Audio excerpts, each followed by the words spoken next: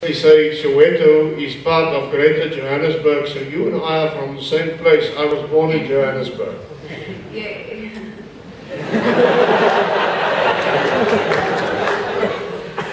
It's good to meet a compatriot here. Oh, thank you. I did not have a Damascus Road experience.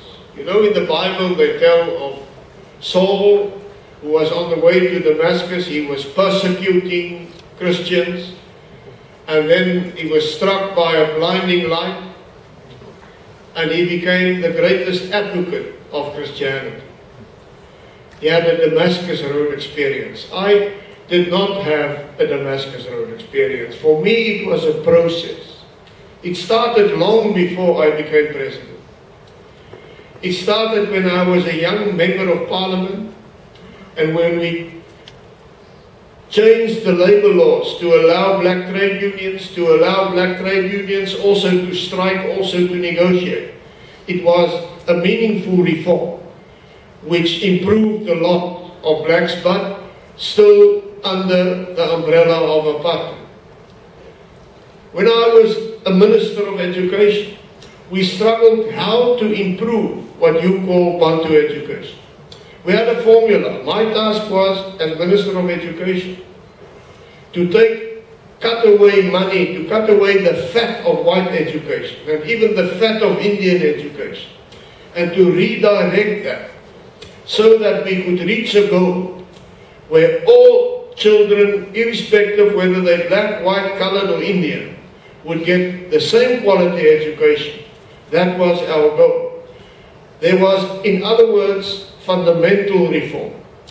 I would say the two highlights before I became president which changed me and changed my heart was, firstly, when I became the leader of the National Party in the Transvaal and when the Conservative Party broke away.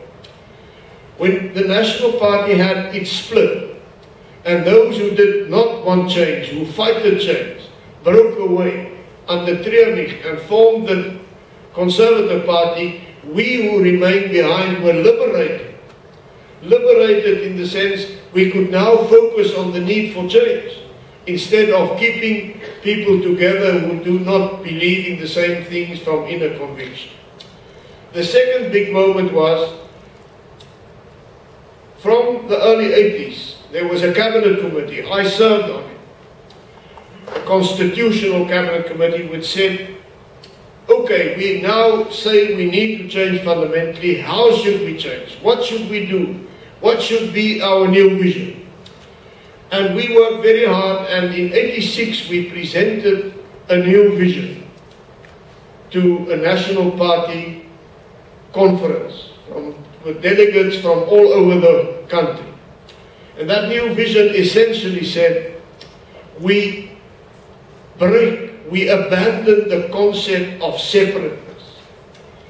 And we say we stand for a united South Africa, with a vote of equal value for all South Africans, with all forms of racial discrimination to be scrapped from the statute books, but a South Africa in which no section, one section of the community should dominate another section, a South Africa in which there should be the limitation on the misuse of power. And that vision I had in my heart and my mind. I believed in it when I became president. So I didn't start thinking about change when I became president. I was ready in my mind, and I started to develop an action plan. How can we achieve this vision? Yes, I think there's a follow-up question from the lady.